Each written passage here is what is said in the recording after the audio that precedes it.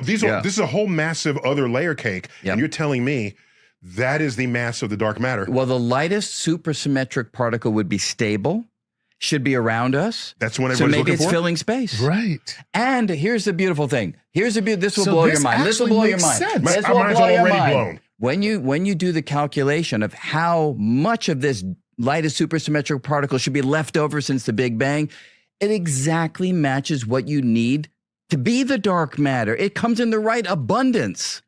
Dang. And yet we've not found it. And it may be the wrong answer. So sometimes things that just seem so deeply compelling are wrong, but we don't know yet. Wow. So why does the universe let us measure dark matter's gravity in exquisite detail, yet hide its identity from every detector we build? We know how much of it there is. Not vaguely, precisely. From ripples in the afterglow of the Big Bang, the cosmic microwave background, we infer that roughly a quarter of the universe's energy budget is in some non-luminous, pressureless stuff. Gravitational lensing maps sketch its distribution across the sky. The rotation of galaxies and the motions in clusters confirm it's not simply gas we failed to see. It's a curious inversion of common sense. The invisible has become the best weighed ingredient in the cosmic recipe. But the moment we ask, what is it made of? Our instruments, so good at weighing gravity, grow quiet. The quiet would be less puzzling if the math wasn't so tempting. If you imagine a new particle that interacts through something like the weak nuclear force and give it a mass around the electroweak scale, then in the early universe it would annihilate with its own kind until the cosmos expanded and cooled, freezing in a leftover abundance. Do the arithmetic, and you land near the observed dark matter density. The annihilation rate you need is on the order of a few times 10 to 26 cubic centimeters per second. A coincidence that neat begs to be true, yet underground tanks of ultra-pure xenon have waited for years for the faintest tap from such a particle and have instead set upper limits on spin-independent WIMP nucleons scattering down to a few times 10 to 48 square centimeters for masses of tens of giga-electron volts. The Large Hadron Collider has cracked open the energy scale where these particles were expected to appear and has found no entourage of partner particles to accompany them. The universe is whispering, but not in the language those detectors speak. Gravity, however, keeps talking. Watch two colliding galaxy clusters speed through one another. Hot gas slams on the brakes and lights up in X-rays, but most of the mass, mapped by gravitational lensing, passes through with barely a nudge. Matter that does not shock or smear out like gas. In the early universe, ordinary matter was tied to photons, but dark matter moved freely, seeding the scaffolding on which galaxies later grew. The pattern of acoustic peaks in the microwave background locks in its cold, non-relativistic nature. The shape of galaxy clusters and the web that stretches between them point to a component that clumps, not wafts. Whatever dark matter is, it has a disciplined effect on structure across scales, enough to make you trust the phenomenon while doubting our favorite identity cards. So, maybe the puzzle persists because we frame the question too narrowly. If the dark world has its own forces, call them dark electromagnetism or dark photons, then its particles could chatter vigorously among themselves while conversing only in whispers with us.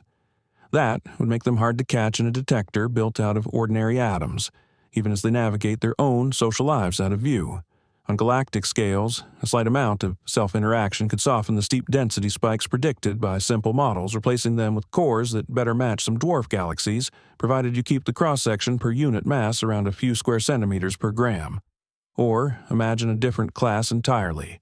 Axions propose to solve a quandary in the strong nuclear force, which could have been born not from fireballs of collisions but from a gentle misalignment of a field in the infant universe.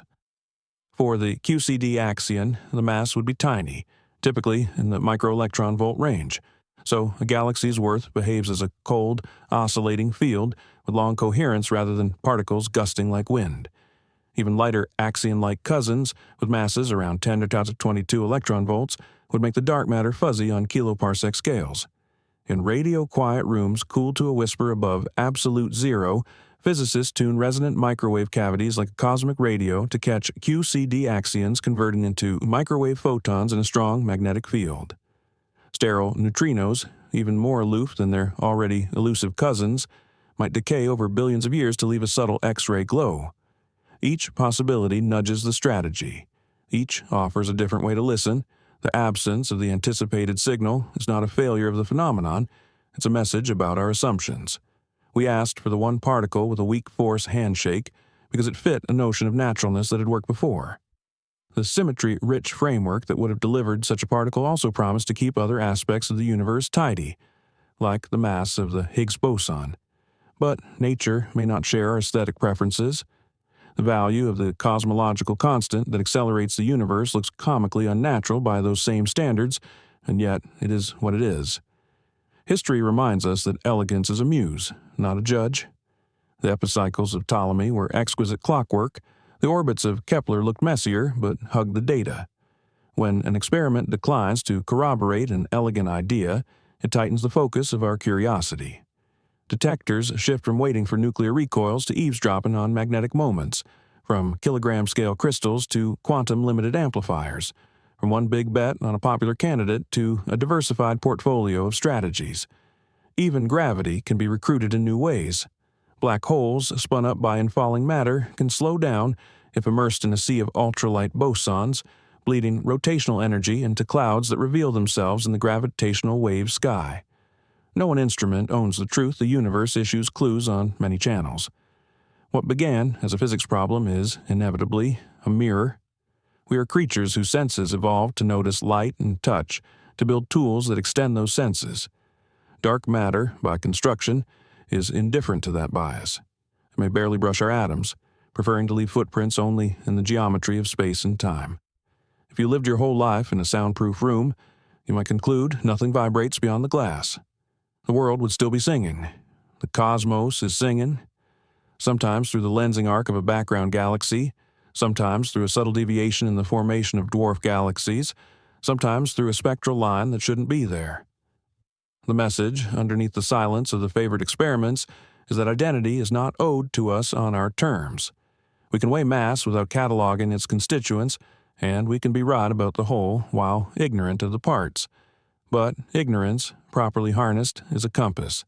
It tells us which hypotheses to retire, which experiments to build, and how to be more honest about what counts as evidence. So, why does the universe let us measure dark matter's gravity in exquisite detail, yet hide its identity from every detector we build? Because gravity gives us the census, but not the fingerprint, and we insisted the fingerprint would look familiar. When we stop expecting dark matter to tap us on the shoulder like ordinary particles, and instead learn to listen in the frequencies where it actually speaks, through waves in the early universe, through the mechanics of galaxies, through quantum sensors tuned to new couplings, the silence becomes information, and the path to recognition opens. It isn't coyness, it's a mismatch of languages. Change the language, and the conversation resumes. Like if this was interesting, and hit the subscribe for more.